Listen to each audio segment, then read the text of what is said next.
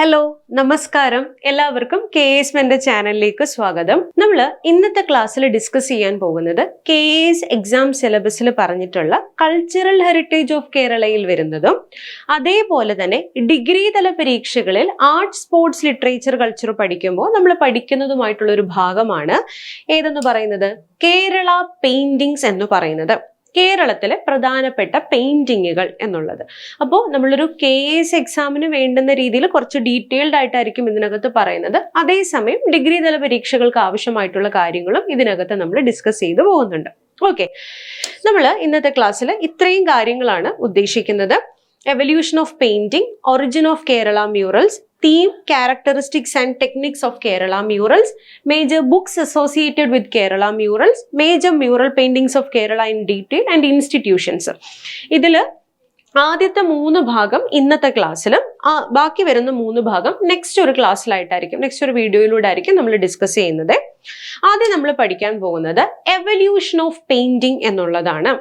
Okay, ചിത്രരചന അല്ലെങ്കിൽ painting എന്ന് പറയുന്നത് പ്രാചീന കാലഘട്ടം തൊട്ടേ തന്നെ നിലനിൽക്കുന്നതാണ്. ഓക്കെ, കേവ് പെയിന്റിങ്സ് അഥവാ ഗുഹാചിത്രങ്ങളിൽ നിന്നാണ് നമ്മൾ ഈ ചിത്രങ്ങളുടെ ഒരു തുടക്ക കാലഘട്ടത്തെ ഐഡന്റിഫൈ ചെയ്ത് തുടങ്ങുന്നത്. ഗുഹാ പെയിന്റിങ്ങുകൾ അല്ലെങ്കിൽ ഗുഹാചിത്രങ്ങൾ എന്ന് പറയുന്നത് കേരളത്തിൽ പലയിടത്തായിട്ട് നമുക്ക് കാണാം. ഉദാഹരണമായിട്ട് വയനാട് ഇടയ്ക്കൽ കേവ്സ്, ആ ഭാഗത്ത് ഇടയ്ക്കൽ കേവ്സിനകത്ത് നമുക്ക് human figures, dancing human figures ഈ രീതിയിൽ കാണാനായിട്ട് പറ്റും. ഒരു ന്യൂ സ്റ്റോൺ ഏജ് തൊട്ടുള്ള ഹ്യൂമൻ ഫിഗേഴ്സ് ആണ് ഈ ഒരു ഭാഗത്ത് എന്ന് വെച്ചാൽ ആ ഒരു ന്യൂ സ്റ്റോൺ ഏജിൽ ചെയ്തിട്ടുള്ള ചിത്രപ്പണികളാണ് കൂടുതലായിട്ട് ഇടയ്ക്കൽ കേവുകളിൽ കാണാനായിട്ട് പറ്റുന്നത്. അതേപോലെ തന്നെ Thovarimala cave paintings, Ezhuthalai cave paintings, മറയൂരിലെ എഴുതലൈ കേവ് പെയിന്റിങ്സ് വളരെ ഫേമസ് ആണ്. അതേപോലെ തിരുവനന്തപുരം പെരുങ്കടവിള ഭാഗത്തുള്ള കേവ് പെയിന്റിങ്സ്, ഇതൊക്കെ തന്നെ നമ്മൾ ഗുഹാചിത്രങ്ങളുടെ കൂട്ടത്തിൽ പഠിക്കുന്നതാണ്. കേവ് പെയിന്റിങ്സിൽ നിന്ന് ഇവോൾവ് ചെയ്ത് വരുന്നതാണ് ഏതെന്ന് പറയുന്നത് മ്യൂറൽ പെയിന്റിങ്സ് എന്ന് പറയുന്നത്. കേവ് പെയിന്റിംഗ് മാത്രമല്ല, ഫോക്ക് പെയിന്റിങ്സിന്റെ ഒരു ഇൻഫ്ലുവൻസ് കൂടി നമുക്ക് എവിടെ കാണാനായിട്ട് പറ്റും? മ്യൂറൽ പെയിന്റിങ്ങിൽ കാണാൻ പറ്റും. ഈ ഫോക്ക് പെയിന്റിങ്സ് എന്ന് പറയുമ്പോൾ എന്താണ്? കളമെഴുത്ത്, കോലമെഴുത്ത് ഈ രീതിയിലൊക്കെ വരുന്നത്. നമ്മൾ റിച്വലിസ്റ്റിക് ആർട്ട് ഫോംസ് പഠിക്കുന്ന സമയത്ത് നമ്മൾ പഠിക്കുന്നതാണ് ഈ കളമെഴുത്തും കോലമെഴുത്തും തുടങ്ങിയതൊക്കെ. ആചാര കലകളുടെ ഭാഗമായിട്ട് ഡെവലപ്പ് ചെയ്ത് വന്നിട്ടുള്ള ഒരു പെയിന്റിംഗ് ടൈപ്പാണ് കളമെഴുത്തും കോലമെഴുത്തും എന്നൊക്കെ പറയുന്നത്. എന്നാൽ അതിനോടൊപ്പം തന്നെ നമ്മുടെ ദൃശ്യ കലാരൂപങ്ങളുമായി ബന്ധപ്പെട്ടുകൂടെ പറയുമ്പോൾ കഥകളിയിൽ ഏറ്റവും ഇമ്പോർട്ടൻ്റ് ആയിട്ട് വരുന്നത് എന്താണ്? അതിന്റെ മേക്കപ്പ്, അല്ലെ നമ്മൾ ചുട്ടി എന്ന് പറയും അല്ലെ, അത് ഭയങ്കര ഇമ്പോർട്ടൻ്റ് ആണ്. ആ ചുട്ടിയിൽ ആ മുഖത്ത് കൊടുക്കുന്ന ഫേസ് പെയിന്റിങ്, മുഖാവരണങ്ങൾ, ഇതിനെല്ലാം തന്നെ പ്രാധാന്യമുണ്ട്. സോ ഫേസ് പെയിന്റിങ്ങും ഫേഷ്യൽ മാസ്കുകളും ഇതെല്ലാം തന്നെ നാടോടി കലാരൂപങ്ങളുടെ ഭാഗമായിട്ട് വളർന്നു വന്നതാണ്. അവിടെ നിന്നാണ് ഒരു ഫോക്ക് പെയിന്റിംഗ് കൾച്ചർ തന്നെ ഡെവലപ്പ് ചെയ്തിട്ടുള്ളത്. ഇത് കേരളത്തിലെ കാര്യമാണ് ഞാൻ എടുത്തു പറഞ്ഞത്. ഇത് തന്നെയാണ് ഇന്ത്യയിൽ പലയിടത്തും സംഭവിച്ചിട്ടുള്ളത്. അങ്ങനെ ഈ കേവ് പെയിന്റിങ്ങുകളുടെയും ഫോക്ക് പെയിന്റിങ്ങുകളുടെയും സ്വാധീനത്തില് മ്യൂറൽ പെയിന്റിങ്സ് ഇവോൾവ് ചെയ്ത് വരുന്നു. മ്യൂറൽ പെയിന്റിങ്സിൽ നിന്ന് പിന്നീട് നമ്മൾ അങ്ങോട്ടേക്ക് നോക്കുമ്പോൾ, മ്യൂറൽ പെയിന്റിങ്സ് എന്ന് പറഞ്ഞാൽ എന്താ? ചുവർ ചിത്രങ്ങളെയാണ് നമ്മൾ ഈ പറയുന്നത്. അപ്പൊ മ്യൂറൽ പെയിന്റിങ്സ് കഴിഞ്ഞാൽ പിന്നീട് അങ്ങോട്ട് ഇവോൾവ് ചെയ്ത് വരുന്നതാണ് ക്യാൻവാസിലേക്കുള്ള ചിത്രവർണ്ണങ്ങളും അല്ലെങ്കിൽ ചിത്രരചനകളും വരുന്നു. രവിവർമ്മ പെയിന്റിങ്സ്. അത് കഴിയുമ്പോഴത്തേക്ക് നമുക്ക് മോഡേൺ പെയിന്റിങ്സിലേക്ക് വരും. പിന്നെ അങ്ങോട്ടേക്ക് നമ്മളൊരു കോണ്ടംപററി ആർട്ട് അല്ലെങ്കിൽ കോണ്ടംപററി പെയിന്റിങ്സിലേക്ക്, നമ്മളിപ്പം കോണ്ടംപററി പെയിന്റിങ്സ് ഒക്കെ പലയിടത്തും നമ്മളിപ്പോൾ പെയിന്റിംഗ് എക്സിബിഷൻ, ആർട്ട് എക്സിബിഷൻസിനൊക്കെ പോകുമ്പോൾ കാണാറുണ്ടല്ലേ. ആ രീതിയിലുള്ള ഒരു എവല്യൂഷനാണ് പെയിന്റിങ്ങിൽ പ്രധാനമായി സംഭവിച്ചിട്ടുള്ളത്. ഇതില് നമ്മൾ ഇന്നത്തെ ക്ലാസ്സിൽ മെയിൻ ആയിട്ട് ഡീൽ ചെയ്യുന്നത് ഏതിനെ കുറിച്ചാണ്? മ്യൂറൽ പെയിന്റിങ്സ് എന്നതാണ്. ഏതാണ് മ്യൂറൽ പെയിന്റിങ്സ് എന്നുള്ളത്? മ്യൂറൽ പെയിന്റിങ്സിന്റെ ഒരു മൊത്തത്തിലുള്ള ഒരു ചരിത്രം നമ്മൾ പറയുകയാണെന്നുണ്ടെങ്കിൽ, നമ്മുടെ യൂറോപ്പിൽ റിനൈസൻസ് നടക്കുന്നതിന്റെ ഭാഗമായിട്ട് ആർട്ടും കൾച്ചറും ലിറ്ററേച്ചറും എല്ലാം ഒരുപാട് ഡെവലപ്പ് ചെയ്യുന്നുണ്ട്. നിങ്ങൾ ലോക ചരിത്രമൊക്കെ പഠിക്കുമ്പോൾ ഈ കാര്യങ്ങൾ പഠിക്കുന്നത്. അങ്ങനെ ഇവോൾവ് ചെയ്ത് വന്നതിന്റെ ഭാഗമായി തന്നെയാണ് അവിടെ മ്യൂറൽ പെയിന്റിങ് അല്ലെങ്കിൽ ഫ്രെസ്കോ പെയിന്റിങ്ങുകളൊക്കെ ഇവോൾവ് ചെയ്ത് വരുന്നത്. ഓക്കെ, അപ്പൊ ഇതൊക്കെ ആദ്യമേ ഞാൻ പറഞ്ഞു, കേവ് പെയിന്റിങ്സും ഫോക്ക് പെയിന്റിങ്സും എല്ലാം ഇതിനകത്ത് ഇൻഫ്ലുവൻസ്ഡ് ആകും. എന്നാൽ റിനൈസൻസ് ആണ് ഈ ഒരു മ്യൂറൽ പെയിന്റിങ്ങിന് വേണ്ടിയിട്ട് കൂടുതലായിട്ടൊരു കോൺട്രിബ്യൂഷൻസും കാര്യങ്ങളും ഒക്കെ നൽകിയത്. മ്യൂറൽ എന്ന് പറയുന്ന വാക്ക് തന്നെ ലാറ്റിൻ വേർഡ് ആയിട്ടുള്ള മ്യൂറസ് അഥവാ വാൾ എന്ന ഒരു മീനിങ്ങിൽ നിന്ന് വന്നിട്ടുള്ളതാണ്. ഓക്കെ, ഇതില് കേരളത്തിലെ മ്യൂറൽസിന്റെ ചരിത്രം നോക്കുകയാണെന്നുണ്ടെങ്കിൽ ഒരു 8th AD തൊട്ട് 19th ഓക്കെ 8ാം നൂറ്റാണ്ട് AD 8ാം നൂറ്റാണ്ട് തൊട്ട് ഒരു 19ാം നൂറ്റാണ്ട് വരെയൊക്കെ നീണ്ടു നിൽക്കുന്ന ഒരു പീരീഡാണ് കേരളത്തിലെ മ്യൂറൽ പെയിന്റിങ്ങിന്റെ കാലഘട്ടം എന്ന് പറയുന്നത്. ദ്രവീഡിയൻ ആർട്ട് ഫോമിൽ ഒറിജിൻ ഉള്ളതാണ് ഏതെന്ന് പറയുന്നത് കേരള മ്യൂറൽസ് എന്ന് പറയുന്നത്. ദ്രവീഡിയൻ ആർട്ട് ഫോമുമായിട്ട് ഇൻഫ്ലുവൻസ്ഡ് ആയിട്ടാണ് എന്ത് വന്നിരിക്കുന്നത് കേരള മ്യൂറൽസ്. നമ്മൾ എന്തുകൊണ്ട് ഈ കേരള മ്യൂറൽസ് എന്ന് ഇത്ര എടുത്തു പറയുന്നത്? മ്യൂറൽസ് ഇന്ത്യയിൽ മൊത്തത്തിൽ നോക്കുകയാണെന്നുണ്ടെങ്കിൽ ഒരു 8ാം നൂറ്റാണ്ടൊക്കെ ആകുമ്പോഴത്തേക്ക് ഇന്ത്യയിൽ മിക്കയിടത്തും നമ്മൾ ഈ പറഞ്ഞ പോലെ മ്യൂറൽസ് എത്തിയിട്ടുണ്ട്. ഏറ്റവും കൂടുതൽ മ്യൂറലുകൾ ഐഡന്റിഫൈ ചെയ്തിട്ടുള്ളത് രാജസ്ഥാൻ ഭാഗത്ത് നിന്നാണ്. അത് കഴിഞ്ഞാൽ ഏറ്റവും കൂടുതൽ മ്യൂറൽസ് നമുക്ക് ലഭിച്ചിരിക്കുന്നത് ഈ കൊച്ചു കേരളത്തിൽ നിന്നാണ്. മനസ്സിലായോ? ഇന്ത്യയിൽ ഏറ്റവും കൂടുതൽ മ്യൂറൽസ് ലഭിച്ചിട്ടുള്ള രണ്ടാമത്തെ ഒരു സ്ഥലം കൂടിയാണ് ഏതെന്ന് പറയുന്നത് കേരളം എന്ന് പറയുന്നത്. സോ മ്യൂറൽ പെയിന്റിങ്ങിന് അത്രയേറെ പ്രാധാന്യം നമ്മുടെ നാട്ടിലുണ്ടായിരുന്നു എന്നുള്ളത് മനസ്സിലാക്കണം. ഓക്കെ, അപ്പോൾ ദ്രവീഡിയൻ ആർട്ട് ഫോമിലാണ് അതിന്റെ ഒറിജിൻ എന്നുള്ളത് നമ്മൾ പറഞ്ഞു. ഏറ്റവും ഇതുവരെ കണ്ടെത്തിയിട്ടുള്ളതിൽ ഏറ്റവും പഴക്കം ചെന്നതായിട്ട് നമ്മൾ കരുതുന്ന മ്യൂറൽ എന്ന് പറയുന്നത് ഏതാണ്? തിരുനന്തിക്കര മ്യൂറൽസ് ആണ്. കന്യാകുമാരി ജില്ലയിലുള്ളതാണ്. ഇത് ഡിഗ്രി തല പരീക്ഷകൾക്കും ചോദിക്കാൻ സാധ്യതയുള്ളതാണ്, മനസ്സിലാക്കിക്കോണം. തിരുനന്തിക്കര ഓക്കെ കന്യാകുമാരി ജില്ലയിലാണ് ഇപ്പൊ വരുന്നത് തിരുനന്തിക്കര മ്യൂറൽസ് എന്നുള്ളത്. ഈ കൊടുത്തിരിക്കുന്ന ചിത്രം ആ തിരുനന്തിക്കര മ്യൂറൽസിന്റെയാണ്. കുറേയൊക്കെ നമുക്കിപ്പം എന്താ പറയാ വാഷ് ഔട്ട് ആയി പോകുന്നുണ്ട്, എങ്കിൽ തന്നെയും ഒരു ഏകദേശം ഒരു ഔട്ട്ലൈൻ നമുക്ക് കിട്ടും എന്നുള്ളതാണ് ഈ തിരുനന്തിക്കര മ്യൂറൽസ് എന്നുള്ളത്. ഒരു 9 മുതൽ 12 വരെയുള്ള നൂറ്റാണ്ടിൽ എപ്പോഴോ ആണ് ഈ തിരുനന്തിക്കര മ്യൂറൽസ് വരച്ചിരിക്കുന്നത് എന്നുള്ളതാണ് ഐഡന്റിഫൈ ചെയ്തിട്ടുള്ളത്. ഇതില് ഇനി അടുത്തതായിട്ട് നമ്മൾ അറിയേണ്ടത് ഈ മ്യൂറൽസ് ഡിപ്പെൻഡ് ചെയ്യുന്ന കുറച്ച് ബുക്കുകളുണ്ട്, അല്ലെങ്കിൽ മ്യൂറൽസിന്റെ എന്താ പറയുക റൂൾസും കാര്യങ്ങളും ഒക്കെ പറഞ്ഞ് ഈ രീതിയിലുള്ള ചിത്രരചനകളാണ് വേണ്ടത് എന്നൊക്കെ പറയുന്ന ചില ബുക്കുകളുണ്ട്. ആ ബുക്കുകളുടെ പേരുകൾ നമ്മൾ ഇവിടെ ഒന്ന് മെൻഷൻ ചെയ്തു പോകും. ഈ ബുക്കിൽ നിന്ന് എന്തൊക്കെയാണ് നമ്മളുടെ സ്റ്റൈൽ ഓഫ് മ്യൂറൽ പെയിന്റിങ്ങിലേക്ക് തിരഞ്ഞെടുത്തിട്ടുള്ളത് എന്നുള്ളത് ഡീറ്റെയിൽഡ് ആയിട്ട് നമുക്ക് പഠിക്കാനുള്ള ഭാഗമാണ്. അപ്പോൾ ഈ ബുക്കുകളാണ് നമ്മൾ അടുത്ത പറയാൻ പോകുന്നത്. ബുക്സിന്റെ പേര് ഇമ്പോർട്ടൻ്റ് ആണ്. ഡിഗ്രി തല പരീക്ഷയ്ക്കായാലും, അതായത് ഡിഗ്രി തല പരീക്ഷ എന്ന് പറയുമ്പോൾ ബാക്കി വരുന്നത് ഇപ്പം നമുക്ക് വരാൻ പോകുന്ന സെക്രട്ടേറിയറ്റ് അസിസ്റ്റന്റ് പരീക്ഷയോ അല്ലെങ്കിൽ ഇപ്പം മറ്റ് പരീക്ഷകളൊക്കെ നമ്മൾ common degree level prelims exam എഴുതുമ്പോഴോ ഒക്കെ ചോദിക്കാൻ സാധ്യതയുള്ളതാണ് കേട്ടോ. അപ്പം അവിടെയാണ് നമ്മൾ ആദ്യം പഠിക്കാൻ പോകുന്ന ബുക്ക് ചിത്രസൂത്രം എന്നുള്ളത്. എന്താണ് ചിത്രസൂത്രം എന്നുള്ളതാണ്? ഇത് വിഷ്ണു ധർമ്മോത്തര പുരാണം എന്ന് പറയുന്ന ഒരു ബുക്കിൽ, ഒരു സാൻസ്ക്രിത് ബുക്കാണ്. 1500 വർഷങ്ങൾക്ക് മുൻപ് എപ്പോഴോ എഴുതപ്പെട്ടതാണ് വിഷ്ണു ധർമ്മോത്തര പുരാണം എന്ന് പറയുന്നത്. ഇതിലെ ചിത്രസൂത്രം എന്ന് പറയുന്ന സെക്ഷനാണ് ഈ ചിത്രസൂത്രം എന്ന് നമ്മൾ ഈ പറയുന്നത്. ഇവിടെ ചിത്രരചനയെ കുറിച്ച്, അതിന്റെ രീതികളെ കുറിച്ച്, അവിടെ പാലിക്കേണ്ട നിയമങ്ങളെ കുറിച്ചൊക്കെ മെൻഷൻ ചെയ്യുന്നുണ്ട്. ഇതേപോലെ അടുത്തതായിട്ട് വരുന്ന ഒരു ബുക്കാണ് തന്ത്രസമുച്ചയ എന്നുള്ള ബുക്കാണ് അടുത്തതായിട്ട് വരുന്നത്. ഏതാണ്? തന്ത്രസമുച്ചയ എന്നുള്ളതാണ്. ഇത് 15ാം നൂറ്റാണ്ടിൽ നാരായണൻ എഴുതിയിട്ടുള്ളതാണ് തന്ത്രസമുച്ചയ എന്ന് പറയുന്നത്. ടെമ്പിൾ ആർക്കിടെക്ചറിനെ കുറിച്ചാണ് ഇതിനകത്ത് പ്രധാനമായി പറയുന്നത്, ടെമ്പിൾ ആർക്കിടെക്ചർ എന്നുള്ളത്. അപ്പൊ ഒന്ന് അറിഞ്ഞിരിക്കുക. നമ്മൾ ചിത്രസൂത്രം പറഞ്ഞു, അടുത്തത് തന്ത്രസമുച്ചയ എന്ന ബുക്ക് പറഞ്ഞു. തന്ത്രസമുച്ചയ എഴുതിയിരിക്കുന്നത് നാരായണനാണ് എന്നുള്ളത് ഓർത്തോണം. ഇനി അടുത്തതായിട്ട് വരുന്നതാണ് ശില്പരത്ന എന്നുള്ളത്. വളരെ ഇമ്പോർട്ടന്റ് ആണ് ഈ ബുക്കിന്റെ പേര്, ശില്പരത്ന. ശ്രീകുമാരന്റെ ശില്പരത്ന 16ാം നൂറ്റാണ്ടിൽ രചിക്കപ്പെട്ടതാണെന്ന് കരുതുന്നു. ഓക്കെ, ശില്പരത്ന ബൈ ശ്രീകുമാര ഓർത്തു വെച്ചോണം. പിന്നെ വരുന്നതാണ് കാളിദാസന്റെ കുമാരസംഭവം. കാളിദാസന്റെ കുമാരസംഭവം. ഈ 4 ബുക്കുകളാണ് പ്രധാനമായി മ്യൂറൽ പെയിന്റിങ്ങുമായി റിലേറ്റഡ് ആയിട്ട് നമ്മൾ പറയുന്നത്. ഇതിൽ തന്നെ ഈ ശില്പരത്നയുണ്ടല്ലോ, ഇതാണ് കേരള മ്യൂറൽ പെയിന്റിങ്ങിൽ ഏറ്റവും ഇൻഫ്ലുവൻസ്ഡ് ആയിട്ടുള്ളത്. ഓക്കെ, ശില്പരത്ന ബൈ ശ്രീകുമാര എന്നുള്ളത്. ഈ 4 ബുക്കുകളും ഓർത്തു വെച്ചോണം. അത് എല്ലാ പരീക്ഷകൾക്കും മാറിയും തിരിഞ്ഞും ഒക്കെ ചോദിക്കാൻ സാധ്യതയുള്ളതാണ്. ഇനി ഞാനിപ്പോ പറഞ്ഞു 8ാം നൂറ്റാണ്ട് തൊട്ട് 19ാം നൂറ്റാണ്ട് വരെയുള്ള ഒരു കാലഘട്ടമാണ് കേരള മ്യൂറൽ പെയിന്റിങ്ങിന്റെ ഒരു സമയം എന്ന് പറഞ്ഞു. ഇതിൽ തന്നെ 16 മുതൽ 19 വരെയുള്ള ഒരു പീരീഡാണ് golden age of Kerala murals എന്ന് പറയുന്നത്. ഓക്കെ, കേരള മ്യൂറലുകളുടെ സുവർണ കാലഘട്ടം എന്നുള്ളത്. കാരണം എന്താണ് ഇവിടെ എടുത്തു പറയാനായിട്ട്? തിരുവിതാംകൂർ രാജവംശത്തിന്റെയും അതേപോലെ തന്നെ സാമൂതിരിമാരുടെയും ഒക്കെ വളരെയധികം എന്താ പറയുക അവരുടെ ഒരു പാട്രണേജിന്റെ അണ്ടറിൽ ഡെവലപ്പ് ചെയ്ത് വരികയായിരുന്നു ഈ ഒരു പീരീഡിൽ കേരള മ്യൂറൽസ് എന്നുള്ളത്. അങ്ങനെയാണ് golden age of Kerala murals എന്ന് പറയുന്നത്. നമ്മൾ ഏത് പറയുന്നത്? 16 മുതൽ 19 വരെയുള്ള നൂറ്റാണ്ടെന്ന് പറയുന്നത്. ഇനി കേരള മ്യൂറൽസിന്റെ തീം അല്ലെങ്കിൽ പ്രധാനമായി എന്താണ് ഇവിടെ വരയ്ക്കുന്നത് എന്നുള്ളതാണ്. കൂടുതലും ഹിന്ദു എപ്പിക്കുകളെ ബേസ് ചെയ്താണ് വരുന്നത്.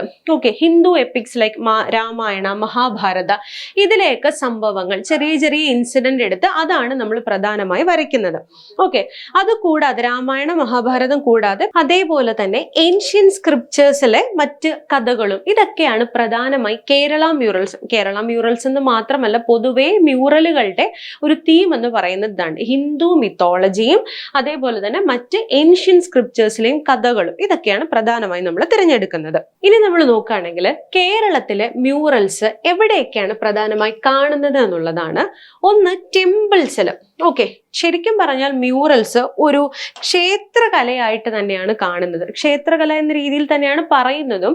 കാരണം ഞാൻ നേരത്തെ പറഞ്ഞ പോലെ ഹിന്ദു മിത്തോളജി ബേസ്ഡ് ആയിട്ടുള്ള അല്ലെങ്കിൽ അത് ബേസ്ഡ് ആയിട്ടുള്ള കഥകൾ, ഏൻഷ്യൻ സ്ക്രിപ്ചേഴ്സ് ബേസ്ഡ് ആയിട്ടുള്ള കഥകൾ, ഇതൊക്കെയാണ് നമ്മൾ പ്രധാനമായി വരയ്ക്കുന്നത്. അതുകൊണ്ട് തന്നെ ഒരു ടെമ്പിൾസിലാണ് കൂടുതലായിട്ട് ഇത് കാണുന്നത്. മറ്റൊരു കാര്യം, രാജകൊട്ടാരങ്ങളിൽ, പാലസ്. ഓക്കെ, ഈ മ്യൂറൽസ് എന്ന് പറയുന്ന ഒരു ക്ലാസിക്കൽ ആർട്ട് ഫോമിന് തുല്യമായിട്ടുള്ളതാണ്. അതുകൊണ്ട് തന്നെ ഞാൻ പറഞ്ഞു, നമ്മുടെ തിരുവിതാംകൂർ രാജവംശം അതേപോലെ തന്നെ സാമൂതിരിമാരും ഒക്കെ ഇതിനെ ഒരുപാട് പ്രോത്സാഹിപ്പിച്ചിട്ടുണ്ടായിരുന്നു. അവരുടെ കൊട്ടാരങ്ങളിലൊക്കെ മ്യൂറൽ പെയിന്റിങ്സ് കൊണ്ടുവരിക എന്ന് പറയുന്ന ഒരു ആഡംബരത്തിന്റെ ഭാഗം കൂടിയാണ്. ഇനി അടുത്തത് മജസ്റ്റിക് ഹൗസസ്. അതായത് ഇവിടെ പറയുന്നത് നമ്മുടെ 4 കെട്ടുകളും 8 കെട്ടുകളും ഒക്കെ ഉണ്ടല്ലോ. നമ്മൾ ആർക്കിടെക്ചർ പഠിക്കുമ്പോൾ പഠിക്കുന്നതാണ് ഈ 4 കെട്ടും 8 കെട്ടും എന്നൊക്കെ പറയുന്നത്. അവിടെ നമ്മൾ പറയാറുണ്ട് വലിയ സമ്പന്നരായിട്ടുള്ള ആളുകൾ അല്ലെങ്കിൽ ജാതിയിൽ കൂടിയ ആളുകൾ, ഇവരൊക്കെയാണ് കൂടുതലായിട്ടും ഈ 4 കെട്ടുകളും 8 കെട്ടുകളും ഒക്കെ ഉണ്ടാക്കുന്നത്. അവരുടെ വീടുകൾ അലങ്കരിക്കാൻ വേണ്ടിയിട്ട് ചുവർ ചിത്രങ്ങൾ അഥവാ മ്യൂറൽസ് എന്ന് പറയുന്നത് ഒരു പ്രധാന പങ്ക് വഹിച്ചിട്ടുണ്ട്. ഇനി മറ്റൊന്ന് പറയുന്നത്, കേരളത്തില് മറ്റൊരു പ്രത്യേകത, മ്യൂറൽസിന് ജാതി മത വ്യത്യാസം അധികം ഉണ്ടായിരുന്നില്ല എന്ന് വേണമെങ്കിൽ നമുക്ക് പറയാം. ജാതി എന്ന് ഞാൻ പറയുന്നില്ല, മതവ്യത്യാസം അധികം വന്നിട്ടുണ്ടായിരുന്നില്ല എന്ന് വേണമെങ്കിൽ പറയാം. കാരണം കുറച്ചാണെങ്കിൽ പോലും ഏൻഷ്യൻ ചർച്ചുകളിൽ കുറേയധികം മ്യൂറൽസിനെ നമുക്ക് കാണാനായിട്ട് സാധിക്കുന്നുണ്ട്. പ്രത്യേകിച്ച് കോട്ടയം, ആലുവ ഭാഗങ്ങളിലൊക്കെ വന്നിട്ടുള്ള ഈ പ്രാചീന പള്ളികളുണ്ട്, കുറച്ച് പഴക്കം ചെന്ന പള്ളികൾ, ഇവിടെയൊക്കെ നമുക്ക് ഈ മ്യൂറൽ പെയിന്റിങ്സ് കാണാൻ സാധിക്കും. ഞാൻ ഇവിടെ കൊടുത്തിരിക്കുന്ന ഈ ഒരു ചിത്രം അങ്ങനെ ഒരു പള്ളിയുടെ മ്യൂറൽ പെയിന്റിംഗ് ആണ്.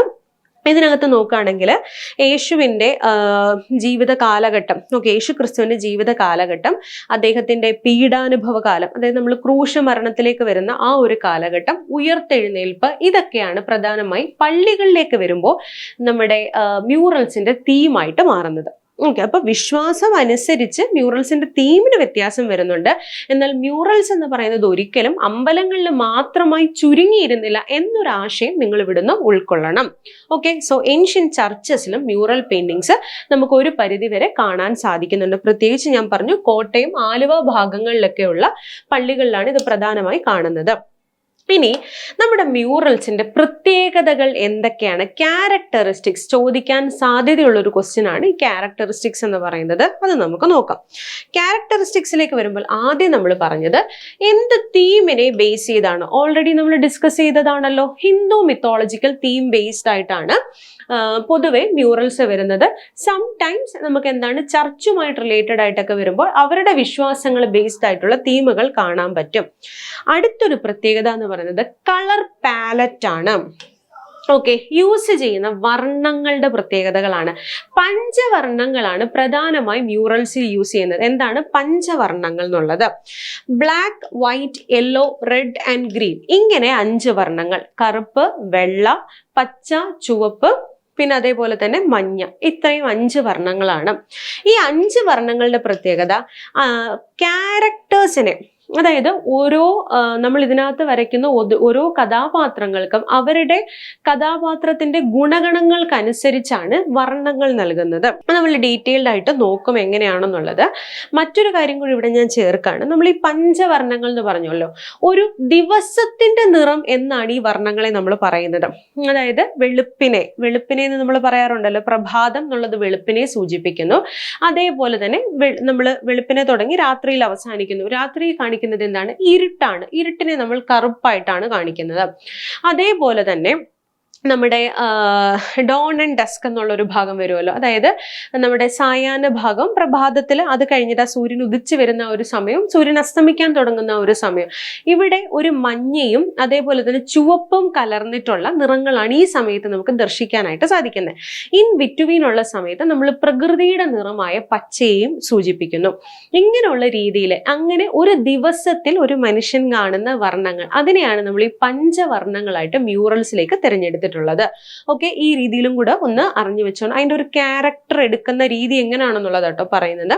ഇനി മറ്റൊരു പ്രത്യേകത, ഒരു ഡൾ അണ്ടർടോൺ ആണ് പ്രധാനമായി ഈ ചിത്രങ്ങളിൽ കാണുന്നത്. അതായത് നമ്മൾ ഈ പറഞ്ഞ നിറങ്ങളൊന്നും തന്നെ ഇങ്ങനെ എറിച്ചു നിൽക്കുന്ന, അതായത് കണ്ണിലേക്ക് കുത്തിക്കേറുന്ന നിറങ്ങളൊന്നുമല്ല. ഒരു ഡൾ അണ്ടർടോണിലാണ് കേരള മ്യൂറൽസ് പ്രധാനമായി കണ്ടുവരുന്നത്. ആ കാര്യം കൂടി ഓർത്തോണം, ഡൾ അണ്ടർടോൺ ആണെന്നുള്ളത്. ഇപ്പൊ നിങ്ങൾക്ക് വേണമെങ്കിൽ പ്രിലിംസിന് ഒരു ക്വസ്റ്റ്യൻ ഇങ്ങനെ ചോദിക്കാം, താഴെ തന്നിരിക്കുന്നതിൽ കേരള മ്യൂറൽസിന്റെ ക്യാരക്ടറിസ്റ്റിക്സ് അല്ലാത്തത് ഏത് എന്ന് പറഞ്ഞിട്ട് ബ്രൈറ്റ് അണ്ടർടോൺ ആണ് എന്ന് വേണമെങ്കിൽ കൊടുക്കാം. പക്ഷെ അപ്പം മനസ്സിലാക്കിയ വൺ ഓഫ് ദ ക്യാരക്ടർ എന്ന് പറയുന്നത് തന്നെ എന്താണ്, ഡൾ അണ്ടർടോൺ ആണ് എന്നുള്ളത് ഓർത്തോണം. ഇനി ഇതല്ലാതെ നമുക്ക് കുറച്ച് ക്യാരക്ടറിസ്റ്റിക്സ് കൂടെ പഠിക്കാനുണ്ട്. അതിൽ അടുത്തത് വരുന്നതാണ് നാച്ചുറൽ കളർ പ്രിപ്പറേഷൻ എന്ന് പറയുന്നത്. ഞാൻ ഈ പറഞ്ഞ പഞ്ചവർണ്ണങ്ങൾ ഒന്നും തന്നെ നമ്മൾ ആർട്ടിഫിഷ്യൽ ആയിട്ട് ഡെവലപ്പ് ചെയ്യുന്നില്ല. Natural materials, vegetables and other pigmentations use ചെയ്തിട്ടാണ് പ്രധാനമായി നമ്മൾ ഈ കളേഴ്സിനെ സെലക്ട് ചെയ്യുന്നത്. അതും എങ്ങനെയാണെന്ന് നമ്മൾ നോക്കും. പക്ഷെ അറിഞ്ഞിരിക്കുക നാച്ചുറൽ കളർ പ്രിപ്പറേഷൻ ആണ് എന്നുള്ളത്. ഇനി അടുത്തൊരു പ്രത്യേകത, elaborate ornamentation and sinuousness of the outline എന്നുള്ളതാണ്. ഓക്കെ, നമ്മൾ ഈ കൊടുത്തിരിക്കുന്ന നമ്മുടെ ഗജേന്ദ്രമോക്ഷം എന്നുള്ളതാണ് കേരളത്തിലെ ഏറ്റവും വലിയ മ്യൂറൽ പെയിന്റിംഗ് ആയിട്ട് നമ്മൾ പറയുന്ന കൃഷ്ണപുരം കൊട്ടാരത്തിലെ ഗജേന്ദ്രമോക്ഷം പെയിന്റിംഗ് ആണ് ഇവിടെ ഈ കൊടുത്തിരിക്കുന്നത്. ആ കാര്യം എല്ലാവരും ഒന്ന് ഓർത്ത് വെച്ചോണം, ഗജേന്ദ്രമോക്ഷം കൃഷ്ണപുരം കൊട്ടാരത്തിലാണ് എന്നുള്ളത്. ഇവിടെ നിങ്ങൾ നോക്കുകയാണെന്നുണ്ടെങ്കിൽ നമുക്ക് ഓരോന്നിനും ഓരോ ചിത്രങ്ങളുടെ ഒരു പ്രത്യേകത എന്ന് പറയുന്നത്, ഒന്ന് ഇലാബറേറ്റ് ആയിട്ടുള്ള ഓർണമെന്റേഷൻ ഉണ്ട്. ഇവിടെ നോക്കിക്കേ, ഇതിനിടയ്ക്ക് ഇനി ഒരു സ്ഥലം കണ്ടുപിടിക്കുക എന്ന് പറയുന്നത് ഭയങ്കര ബുദ്ധിമുട്ടാണ്. ഇവിടെ നോക്കുകയാണെന്നുണ്ടെങ്കിൽ ഈ സൈഡിലൊക്കെ അതിന്റെ കുറച്ചുകൂടെ ഭംഗി കൂട്ടത്തക്ക രീതിയിൽ ഒരു ഓർണമെന്റേറ്റീവ് സ്റ്റൈലിലാണ് ഇത് മൊത്തം ചെയ്തിരിക്കുന്നത്. അതേപോലെ തന്നെ a crowding of space by divine or heroic figures എന്നൊരു കാര്യം കൂടിയുണ്ട്. ഓക്കെ, ഈ ചിത്രങ്ങളിലെല്ലാം തന്നെ ദേവന്മാരും ദേവതമാരും മൃഗങ്ങളും പക്ഷികളും വള്ളിച്ചെടികളും ഇങ്ങനെ ഇതെല്ലാം കൂടെ ചേർന്നിട്ട് ഫുള്ളി ക്രൗഡഡ് ആയിട്ട് ഇങ്ങനെ നിൽക്കുന്ന രീതിയിലാണ് നമ്മൾ പൊതുവെ ഈ ചിത്രങ്ങൾ വരയ്ക്കുന്നത്. ഈ ചിത്രം വെച്ച് തന്നെ ഇത് ഓർത്ത് വെച്ചോണം, ചിത്രം മനസ്സിൽ വെച്ചിട്ട് അത് ഓർക്കാനായിട്ട് ശ്രമിക്കുക. ഓക്കെ, സോ ഒരു crowding of space by divine or heroic figures നമുക്ക് ഇവിടെ കാണാനായിട്ട് പറ്റും. ഇനി അടുത്തതെന്ന് പറയുന്നത്, ഒരു ഔട്ട്ലൈൻ കൊടുത്തിട്ട് അതിൻ്റെ മേലെയാണ് നമ്മൾ മ്യൂറൽസ് വരയ്ക്കുന്നത്. ഓക്കെ, അപ്പോൾ ഒരു ഔട്ട്ലൈൻ വന്നിട്ട് അതിനകത്തേക്കാണ് നമ്മൾ മ്യൂറൽസ് വരയ്ക്കുന്നത്. അതുകൊണ്ട് തന്നെ ഒരു ഫിക്സഡ് ഫോമിൽ, ഒരു നല്ലൊരു ഫ്രെയിം വർക്കിൽ, എന്താ പറയുക, നല്ല ആ ഓരോ ചിത്രങ്ങളും ഓരോ ഫിഗേഴ്സും നമുക്ക് എടുത്തറിയത്തക്ക രീതിയിലാണ് കേരള മ്യൂറൽസ് ഇരിക്കുന്നത് എന്നുള്ളതാണ്. മറ്റൊരു കാര്യം, depiction of volume through subtle shading എന്നുള്ളതാണ്. വളരെ ലൈറ്റ് ആയിട്ടുള്ള ഷെയ്ഡിങ് വ്യത്യാസത്തിലൂടെ ശരിക്കും പറഞ്ഞാൽ ആ ഒരു ചിത്രത്തിനും അതിൻ്റെതായ കഥയും ആ ഒരു കഥയ്ക്ക് ഒരു ആഴവും ഉണ്ടാകും അല്ലെ. ആ ഒരു വോളിയം കൊണ്ടുവരാനായിട്ട് ഷെയ്ഡിങ് ടെക്നിക്കുകൾ യൂസ് ചെയ്യുന്നതാണ് കേരള മ്യൂറൽസിന്റെ മറ്റൊരു പ്രത്യേകത എന്ന് പറയുന്നത്. ഇത്രയുമാണ് പ്രധാനമായിട്ട് കേരള മ്യൂറൽസിന്റെ ക്യാരക്ടറിസ്റ്റിക്സ് എന്ന് പറയുന്നത്. ഇത് ഓർത്തു വെക്കണം. ഓക്കെ, സോ ഇത് നമുക്ക് രണ്ട് രീതിയിൽ ചോദിക്കാം. ഒരു മെയിൻസ് ആംഗിളിൽ ചോദിച്ചാൽ നിങ്ങൾക്ക് ഇത് ഡീറ്റെയിൽഡ് ആയിട്ട് എഴുതാൻ പറ്റണം. പ്രിലിംസ് ആണെങ്കിൽ തന്നെയും ഈ പറഞ്ഞ പോലെ താഴെ തന്നിരിക്കുന്നതിൽ ഏതാണ് എന്ന രീതിയിലൊക്കെ ചോദിക്കുകയാണെന്നുണ്ടെങ്കിൽ അത് നിങ്ങൾക്ക് ഐഡന്റിഫൈ ചെയ്യാനായിട്ട് പറ്റണം എന്നുള്ളതാണ്. പിന്നെ നമ്മൾ അല്ലാതെ ജനറൽ ആയിട്ടുള്ള കുറച്ച് ഫാക്ട് കാര്യങ്ങൾ പറഞ്ഞു അല്ലെ. കേരളത്തിലെ ഏറ്റവും വലിയ മ്യൂറൽ പെയിന്റിങ്ങിന്റെ കാര്യം പറഞ്ഞു. അതേപോലെ തന്നെ പ്രധാനമായിട്ട് വരുന്ന ബുക്കുകൾ, ആ ബുക്ക് എഴുതിയിട്ടുള്ള വ്യക്തികൾ, ഇതുവരെ ഐഡന്റിഫൈ ചെയ്തിട്ടുള്ളതിൽ ഏറ്റവും പഴക്കം ചെന്നിട്ടുള്ള അല്ലെങ്കിൽ ഏറ്റവും ആദ്യത്തെ മ്യൂറൽ എന്ന് വിശ്വസിക്കുന്നത് ഏതാണ്, തുടങ്ങിയ കാര്യങ്ങളൊക്കെ നമ്മൾ പറഞ്ഞിട്ടുണ്ട്. ആ കാര്യങ്ങളിലൂടെ നോട്ട് ചെയ്ത് വെച്ചോണം. ഇനി ഞാൻ ഈ നിറങ്ങളുടെ കാര്യം പറഞ്ഞു അല്ലെ. ഈ നിറങ്ങൾക്ക് ഓരോ നിറത്തിനും അതിൻ്റെ ആ ഒരു നിറം നൽകുന്ന ഒരു ക്യാരക്ടർ ഉണ്ട്. അതേപോലെ തന്നെ ആ നിറം എങ്ങനെയാണ് എടുക്കുന്നത് എന്നുള്ളതാണ്. Colours are extracted and prepared from vegetables and mineral പിഗ്മെന്റുകൾ എന്നുള്ളതാണ് നമ്മൾ ഓൾറെഡി പറഞ്ഞതാണ്. ഇതിൽ ചുവപ്പ് എന്ന് പറയുന്നത് colour of power and passion എന്നുള്ളതാണ്. ഓക്കെ, പവറിന്റെ കളറായിട്ടാണ് റെഡിനെ നമ്മൾ കാണിക്കുന്നത്. അതേപോലെ ഈ റെഡ് കളറ് റെഡ് ലാറ്ററൈറ്റ് സ്റ്റോണിൽ നിന്നാണ് ഓക്കെ, റെഡ് ആൻഡ് യെല്ലോ ഇത് രണ്ടും നമ്മൾ എവിടെ നിന്നാണ് എടുക്കുന്നത്? ലാറ്ററൈറ്റ് സ്റ്റോണുകളിൽ നിന്നാണ്. കേരളത്തിൽ ഏറ്റവും കൂടുതൽ കാണുന്ന ഒരു സ്റ്റോൺ ടൈപ്പ് ആണ് ഏതെന്ന് പറയുന്നത് നമുക്കറിയാം, ലാറ്ററൈറ്റ് സ്റ്റോൺ എന്ന് പറയുന്നത്. അതിൽ മഞ്ഞ കളറിന്റെ അംശം കൂടി വരുന്നതുകൊണ്ട് ചുവപ്പ് കളറിന്റെ അംശം കൂടി വരുന്നതും ഉണ്ട്. അതിൽ രണ്ടിൽ നിന്നുമാണ് നമ്മൾ റെഡ് കളറും യെല്ലോ കളറും. എനിക്ക് തോന്നുന്നു മിക്ക വീഡിയോസും നമുക്ക് പലയിടത്തും അവൈലബിൾ ആണ് ഇത് റിലേറ്റഡ് ആയിട്ടുള്ളത്. ഈ കല്ലുകൾ തിരഞ്ഞെടുക്കുന്നതിൽ തന്നെയാണ് നിറത്തിന്റെ ആ ഒരു ക്വാളിറ്റിയും കൂടി ഇരിക്കുന്നത് എന്നാണ് പറയുന്നത്. ഈ കല്ലുകൾ എടുത്ത് നന്നായിട്ട് പൊടിക്കുക എന്ന് വെച്ചാൽ ഇത് കല്ലിൽ തന്നെ ഇങ്ങനെ നമ്മുടെ കരിങ്കല്ലിൽ തന്നെ ഉരച്ചായിട്ടായിരിക്കും ഇതിങ്ങനെ പൊടിച്ചെടുക്കുന്നത്. പൊടിച്ചതിന് ശേഷം ഇത് കുറേ തവണ അരിച്ചെടുക്കും. അങ്ങനെ ഫൈൻ പൗഡേഴ്സ് ആയിട്ട് മാറ്റിയിട്ട് അതിനകത്തേക്കാണ് നമ്മൾ വെള്ളം കൂടി ചേർത്തിട്ട് ഇതിനെ ഒരു പെയിന്റ് ഫോമിലേക്ക് ആ ഒരു നിറത്തിനെ നമ്മൾ ഉപയോഗിക്കുന്നത് എന്നുള്ളതാണ്. പിന്നെ യെല്ലോ കളർ ഈ പറഞ്ഞ പോലെ wisdom and intellect. Okay, wisdom ആ ഒരു രീതിയിൽ കാണിക്കുന്നതിന് യെല്ലോ കളർ വരുന്നത്. പിന്നെ വരുന്നത് വൈറ്റ് കളറാണ്, പ്യൂരിറ്റി ആൻഡ് ഹോളിനെസ്. ഓക്കെ, വിശുദ്ധിയെ കാണിക്കുന്നതാണ് വെള്ള നിറം എന്ന് പറയുന്നത്. വെള്ള നിറം പെയിൻലി ഇതിന് വേണ്ടിയിട്ട് വേറെ നാച്ചുറൽ കളേഴ്സോ മിനറൽ പിഗ്മെന്റ്സോ ഒന്നുമല്ല. ആ വരയ്ക്കുന്ന ചുവരില്ലേ, ലൈം ചേർത്തിട്ടായിരിക്കും നമ്മൾ ആ ചുവര് പ്രിപ്പയർ ചെയ്യുന്നത്. ആ ചുവര് തന്നെയാണ് ഇവിടെ വെള്ള നിറം തരുന്നത് എന്നുള്ളത് മാത്രം അറിഞ്ഞിരുന്നാൽ മതി. ഓക്കെ, അപ്പോൾ വൈറ്റ് കളർ ലൈമിൽ നിന്നാണ് പ്രധാനമായി വരുന്നത്. ആ ചുവരിന്റെ നിറം തന്നെയാണ് നമ്മൾ വെള്ളയായിട്ട് എടുക്കുന്നത്. പിന്നെ വരുന്നത് കറുത്ത നിറം എന്നുള്ളതാണ്. കറുപ്പ് എന്നുള്ളത് ഞാൻ പറഞ്ഞു തമസാണ്. Colour of evolution and destruction എന്ന രീതിയിലാണ് കാണിക്കുന്നത്. താപസന്മാരെ രാക്ഷസന്മാരെയൊക്കെ കാണിക്കുമ്പോൾ നമ്മൾ ഈ ബ്ലാക്ക് കളറാണ് പ്രധാനമായിട്ട് യൂസ് ചെയ്യുന്നത്. പിന്നെ അടുത്ത വരുന്നത് ഗ്രീൻ കളറാണ്. ഓക്കെ, ഇവിടെ ഒരു കാര്യം കൂടെ പറയേണ്ടത്, ബ്ലാക്ക് കളർ എങ്ങനെയാണ് എടുക്കുന്നത് എന്നുള്ളതാ. നല്ലെണ്ണ ഒഴിച്ച് വിളക്ക് കത്തിച്ച് വെച്ചിട്ട് നമ്മൾ അതിൻ്റെ മേലെ ഒരു പാത്രം കൊണ്ട് ഇങ്ങനെ വെക്കും. എന്നിട്ട് ഈ വിളക്കിന്റെ ആ തിരി ഉണ്ടല്ലോ, ആ തിരി ഇങ്ങനെ കത്തും. ആ തിരിയിൽ നിന്ന് വരുന്ന ബ്ലാക്ക് സൂട്ട്, ആ കറുത്ത ഇതാണ് നമ്മൾ ആ ചായമായിട്ട് ഉപയോഗിക്കുന്നത്. ഓക്കെ, ഈ രീതിയിലാണ് വരുന്നത്. പിന്നെ ഗ്രീൻ കളർ എന്നുള്ളത്, ഗ്രീൻ കളറിലേക്ക് വരുമ്പോഴത്തേക്ക് നീലയമരി, നമുക്ക് എനിക്ക് തോന്നുന്നു കുറച്ച് പേർക്കൊക്കെ അറിയായിരിക്കും നീലയമരി എന്നുള്ളത്. ആ ചെടിയുടെ ഇലയുടെ ചാറ് പിഴിഞ്ഞെടുത്തിട്ടാണ് നമ്മൾ ഈ ശരിക്കും പറഞ്ഞാൽ ഈ ഒരു പച്ച കളർ തിരഞ്ഞെടുക്കുന്നത്. ഫെർട്ടിലിറ്റി ആൻഡ് ലൈഫാണ് ഗ്രീൻ കളർ റെപ്രസെന്റ് ചെയ്യുന്നത്. അപ്പൊ ഈ രീതിയിലാണ് റെപ്രസെന്റേഷൻസ് വരുന്നത്. ഇത് ഇത്രയും ഡീറ്റെയിൽഡ് ആയിട്ട് പറയാനുള്ള കാരണം ഇത് ശില്പരത്ന എന്ന് പറയുന്ന ബുക്കുമായിട്ട് ബന്ധപ്പെട്ടിട്ടാണ് നമ്മൾ ഈ ഒരു ഡീറ്റെയിൽസ് അറിഞ്ഞിരിക്കേണ്ടത്. അത് നമ്മൾ വരുന്ന ബുക്സ് റിലേറ്റഡ് ആയിട്ട് പറയുമ്പോൾ ഡീറ്റെയിൽഡ് ആയിട്ട് നിങ്ങളോടത് പറയുന്നുണ്ട്. സോ ഇങ്ങനെയാണ് കളറുകൾ തിരഞ്ഞെടുക്കുന്നത് എന്നുള്ളതും കളറുകളുടെ ക്യാരക്ടേഴ്സ് എന്താണെന്നുള്ളതും മനസ്സിലാക്കണം. ഓക്കെ, കളർ കഴിഞ്ഞാൽ നമ്മൾ അടുത്തറിയേണ്ടത് എന്തൊക്കെ ടെക്നിക്കുകളാണ് കേരള മ്യൂറൽസിൽ പ്രധാനമായി യൂസ് ചെയ്യുന്നത് എന്നുള്ളതാണ്. ടെക്നിക്സിൽ പ്രധാനമായി രണ്ടെണ്ണമാണ് പറയുന്നത്, ടെമ്പറ ആൻഡ് ഫ്രെസ്കോ എന്നുള്ളത്. എന്തൊക്കെയാണ്? രണ്ട് ടെക്നിക്കാണ്, ടെമ്പറ ടെക്നിക് ആൻഡ് ഫ്രെസ്കോ എന്നുള്ളതാണ്. ഇതിൽ പെയിന്റ് പ്രിപ്പയർ ചെയ്യുന്ന ടെക്നിക്കാണ് നമ്മൾ ടെമ്പറ ടെക്നിക് എന്ന് പറയുന്നത്. പെയിന്റ് പ്രിപ്പറേഷൻ ടെക്നിക്കാണ് ടെമ്പറ ടെക്നിക് എന്നുള്ളത്. ഇവിടേക്ക് വരുമ്പോഴത്തേക്ക് natural hue sourced from mineral stones and plants ആണ് നമ്മൾ പെയിന്റിൽ യൂസ് ചെയ്യുന്നത് എന്നുള്ളത് ഓൾറെഡി പറഞ്ഞല്ലോ. നാച്ചുറൽ ആയിട്ടുള്ള വെജിറ്റബിൾസ് ഓർ മിനറൽ പിഗ്മെന്റേഷൻ നമ്മളിത് തിരഞ്ഞെടുക്കും. എന്നിട്ട് ഇതിനെ എന്ത് ചെയ്യുന്നു വെച്ചാൽ ഒരു ബൈൻഡിങ് ഏജന്റ് അഥവാ ഒരു മീഡിയവുമായിട്ട് മിക്സ് ചെയ്യും. ഈ ബൈൻഡിങ് ഏജന്റ് അഥവാ മീഡിയം എന്ന് പറയുന്നത് രണ്ട് രീതിയിൽ എടുക്കാറുണ്ട്. ഒന്ന് നമ്മുടെ വേപ്പിന്റെ കറ. ഓക്കെ, അത് നമ്മൾ യൂസ് ചെയ്യാറുണ്ട്. നീം ട്രീയിൽ നിന്ന് നമ്മൾ എടുക്കുന്ന കറ, അതേപോലെ തന്നെ പുളിയുടെ കുരു അരച്ച് അതിൽ നിന്ന് എടുക്കുന്ന ഒരു പശയുണ്ട്. ഈ രണ്ട് പശ അത് രണ്ടും എന്താണെന്ന് വെച്ചാൽ ഒരു ബൈൻഡിങ് ഏജന്റ് ആയിട്ട് ആക്ട് ചെയ്യും. അതായത് നമ്മൾ ഇതിങ്ങനെ വരയ്ക്കുമ്പോഴത്തേക്ക് അത് അവിടെ പിടിച്ചു നിൽക്കണമല്ലോ, ചുവറിൽ നിൽക്കണമല്ലോ, അതിന് വേണ്ടിയിട്ടാണ് ഇത് ചെയ്യുന്നത്. സോ ഇങ്ങനെ ടാമറിൻ സീഡിന്റെ ഗ്ലൂവോ അല്ലെങ്കിൽ ലൈമിന്റെ ജ്യൂസോ നേരത്തെ ഞാൻ പറഞ്ഞ പോലെ നീമിൽ നിന്ന് എടുക്കുന്നതോ ആയിട്ടുള്ള ആ ഒരു ഗ്ലൂവിലേക്ക് ഇത് മിക്സ് ചെയ്തിട്ട് കുറച്ച് നേരം ഇങ്ങനെ വെക്കും. അപ്പൊ അതിനൊരു പശവശപ്പൂടെ വരും ഈ പെയിന്റിന്. അതായിരിക്കും നമ്മൾ പ്രധാനമായി യൂസ് ചെയ്യുന്നത്. ഈ ഒരു ടെക്നിക്കാണ് നമ്മൾ ടെമ്പറ ടെക്നിക് എന്ന് പറയുന്നത്. ഇതേപോലെ തന്നെ മറ്റൊരു കാര്യം എന്ന് പറയുന്നത്, നമ്മൾ പെയിന്റ് മിക്സ് ചെയ്യുന്ന സമയത്ത് വുഡൻ യൂട്ടൻസിൽസിൽ മാത്രമായിരിക്കും അത് മിക്സ് ചെയ്യുന്നത്. ഓക്കെ, വുഡൻ യൂട്ടൻസിൽസിലേക്കായിരിക്കും ഇത് മിക്സ് ചെയ്യുന്നത്. എന്നിട്ട് ചില സമയം നമ്മൾ കരിക്ക് വെള്ളമില്ലേ, ഈ കരിക്ക് വെള്ളത്തിനകത്തേക്ക് ഇത് മിക്സ് ചെയ്ത് കീപ്പ് ചെയ്ത് വെക്കാറുണ്ട്. അതും ഈ ഒരു പശവശപ്പ് നൽകും. ഇനി മറ്റൊരു കാര്യം എന്ന് പറയുന്നത് ഫ്രെസ്കോ എന്നുള്ളതാണ്. ഫ്രെസ്കോ എനിക്ക് തോന്നുന്നു മിക്ക ആളുകൾക്കും അറിയാവുന്ന ഒരു കാര്യം കൂടിയായിരിക്കും. ഈ ബേസ് പ്രിപ്പയർ ചെയ്യുക, നമ്മൾ ചുവര് ചിത്രം വരയ്ക്കുന്നതിന് മുന്നേ ചുവര് തയ്യാറാക്കുന്ന ഒരു പരിപാടി ഉണ്ടല്ലോ, അതാണ് ഈ ഫ്രെസ്കോ എന്ന് പറയുന്നത്.